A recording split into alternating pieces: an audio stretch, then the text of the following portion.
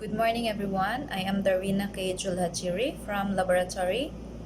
Today I would like to discuss to you some points on phlebotomy. As an introduction, the main role of a phlebotomist is to collect blood sample from patient. It is either by venipuncture, puncturing of the vein, or dermal puncture, puncturing of the skin. The venipuncture procedure requires knowledge and skills to perform. There were 8 basic components of a successful venipuncture. Number 1, proper patient identification. Number 2, proper site selection. Number 3, proper site preparation. Number 4, proper tourniquet application. Number 5, proper needle selection. Number 6, tube requirements or order of draw. Number 7, proper handling of specimen. Number 8, proper labeling of samples. Number 1, for proper patient identification. It refers to the patient two identifiers, the patient's full name and the patient's medical record number. As you enter the patient's room, first thing you do, you should introduce yourself and you should tell the patient the purpose of your visit. After that, you have to ask the patient to state his full name and correlate it with the request you are holding, then verify it with the patient's name tags or wristbands. Number 2, proper site selection. The first and commonly used vein is the median cubital vein located in antecubital fossa. It is also called the antecubital vein. An inch backward, the antecubital vein is the basilic vein, and an inch forward is the cephalic vein. Those were the 3 important sites of choice to puncture for us phlebotomists. While it is important to access the vein to puncture, it is also important to know which areas to be avoided. Number 1, arm with IV fluids. Number 2, arm with hematomas. Arm with fistula and grafts. Arm with PICC line. Arm in which blood is being transfused. Arm on the side of mastectomy. Arm in which arm with scarred or burned areas via an open wound or an area of infection. Arm with a pre-existing or current blood flow. Number 3, proper site preparation. While preparing the site of puncture for routine venipuncture, 70% of alcohol is commonly used to clean the site of puncture.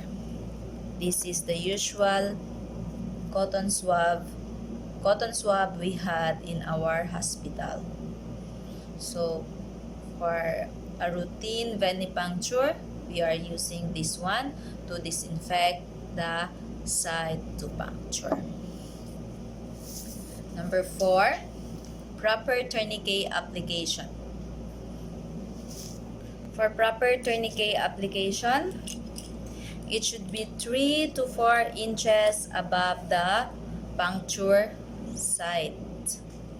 Too tight tourniquet application may impede the blood flow. Do not leave tourniquet for more than 1 minute on your patient's arm to avoid hemoconcentration. Number 5, proper needle selection. There were 2 different types of needle. For a vacutainer method, we usually use this one, a 2-way needle and an adapter. This is usually used for multiple tube collection. For example, the doctor requested for a lot of different tests and you have to get 4 different color-coded tubes. Better use this one. But this is only used for those patients who has prominent and clear veins. The second one is the winch butterfly method together with the syringe. This is used for infants, children, and patients who has difficult or small veins to puncture. Take note. The appropriate needle for collection includes gauges 20 through 23. However, gauge 21 is the standard. But as a very important note, needle gauge is selected according to the size and condition of your patient's vein. So it's up to you to choose whether you will use the syringe method or the vacutainer method depending on the condition of the patient's vein. Number 6, tube requirement or order of draw. For the tube requirement, the first one to be extracted is the blood culture. As you can see, there were 3 different types of blood culture bottles. The gray cup is the aerobic bottle, the purple cup is the anaerobic bottle, and the pink cup is the pedia bottle. For pedia bottle, this is used for 0 to 12 years old and the amount of blood requirement is 1 to 3 ml. Usually for ICU patients, they're using both aerobic and anaerobic, but for different wards, mostly they're using aerobic, and it is depending on the request of the attending physician. Number 2 order of draw is the blue top or the coagulation tube.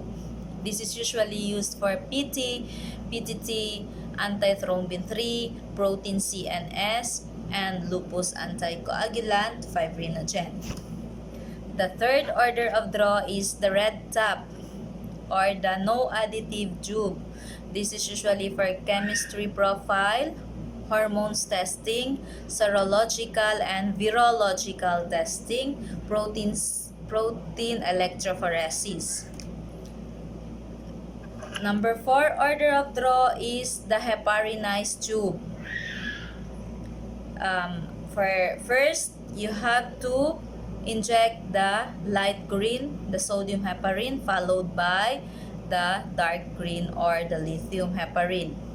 These tubes were usually used for chromosomal analysis, for venous blood gas, and ionized calcium. Number 5 order of draw is the EDTA tube. This is a purple tube and used for CBC, ESR, malaria, antibody screening, hemoglobin electrophoresis, blood grouping, and cross-matching. The number 6 order of draw is the fluoridated tube or the gray top. And this is usually used for lactic acid test. Number 7, labeling of specimens. Samples should be labeled as soon as you finish collecting the blood at the patient's side.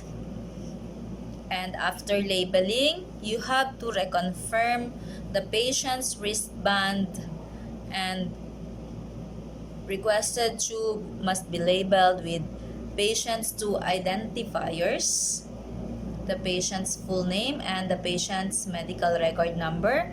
You also need to write the date of collection and your ID number because you are the one who collected the sample.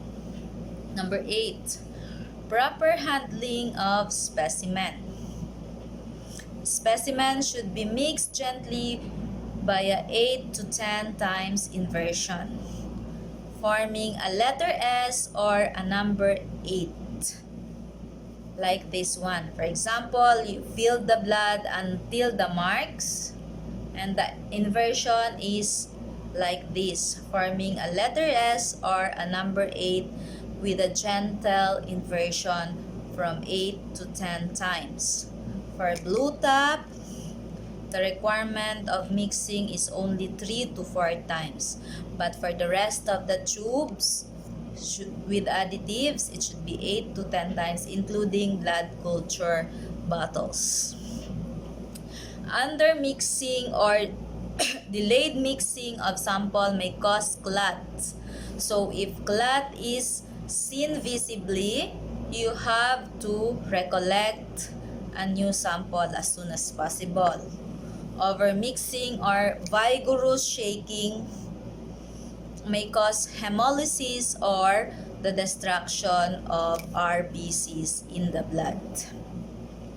For sample rejection, number 1 is unlabeled sample. Number 2, incomplete labeling of the tube. Number 3, clotted sample. Number 4, hemolyzed sample. Number 5, blood collected not until the marks or over. It is either under the marks, required blood, or over the marks. So it means the ratio of anticoagulant and blood is not equal. There were some special procedure to consider before venipuncture, like fasting blood sugar. The patient should be advised to fast for 6 to 8 hours. For 2 hours postprandial, blood collection should be done 2 hours after the food taken or the glucose load given. And this is depending on the doctor's request. For cholesterol, like triglycerides and other lipid profile, it requires 10 to 12 hours fasting.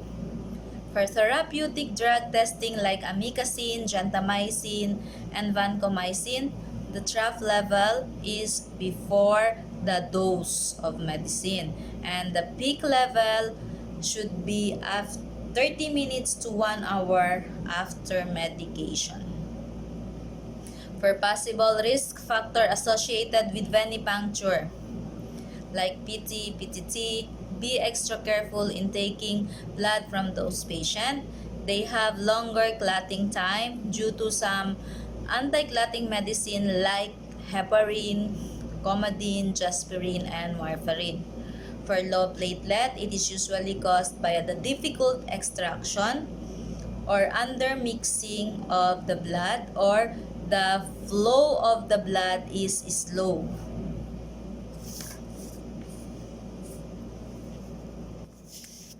Quick tips for a routine venipuncture. First, you have to introduce yourself to the patient and ask the patient to state their full names. Check the laboratory requests with the patient's identity, the patient's 2 identifiers, the patient's full name and medical record number if it matches the ID band or wristband of the patient. But for those patients who are unresponsive or unconscious, you have to call the nurse assigned to confirm that you are getting from the right patient, and of course by matching it with the wristband or name tags of the patient. Ask whether the patient has allergies or phobias or has ever fainted during previous injections or blood draws. If the patient is anxious or afraid, reassure the person or the patient and ask what would make them more comfortable. After that, place a clean paper towel under the patient's arm and attach the tourniquet 3 to 4 inches above the puncture site, and sterilize the skin to puncture for 30 seconds and allow to air dry for 10 seconds, and you're ready to prick the skin to puncture or the vein to puncture. And then after that, once you take out the needle, you fill all the tubes and you take out the needle, you have to take a brisk action and put pressure on the area of puncture for a few seconds or a minute before putting the band-aid, so that to avoid any bleeding on the puncture site. And then after that, you have to mix the tube as soon as possible via 8 to 10 times inversion, and label it and transport it to the laboratory as soon as possible. For the special procedure like cross-matching, 2 nurses should come inside the room, or 1 phlebotomist and a nurse should go inside the room to verify the patient's identification. Both nurses or both phlebotomist and a nurse will verify the patient's identifiers. Of course, after asking the patient to state his full name, you have to correlate with the request you're holding, both of you, and you have to reconfirm it with the name tags or the wristband of the patients. And after extraction, label the tube as soon as it is finished or at the patient's side, and put it in biohazard container. Transport it to the laboratory or blood bank immediately, together with the transfusion form. For blood culture procedure,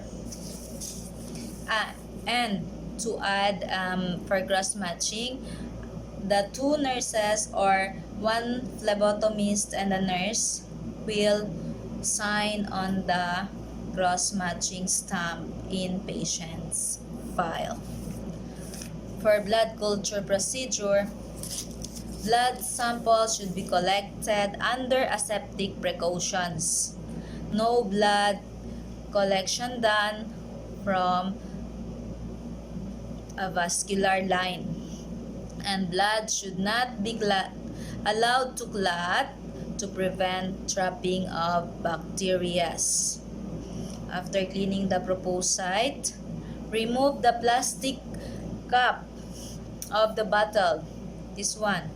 Once you remove this gray cap, you have to sterilize the rubber septum of the bottle and leave the alcohol swab as it is, like this. And right after pulling the needle, for blood culture, you will be using 2 needles. One is to puncture the patient and the other one has to be changed, and the second needle will puncture the blood culture rubber septum.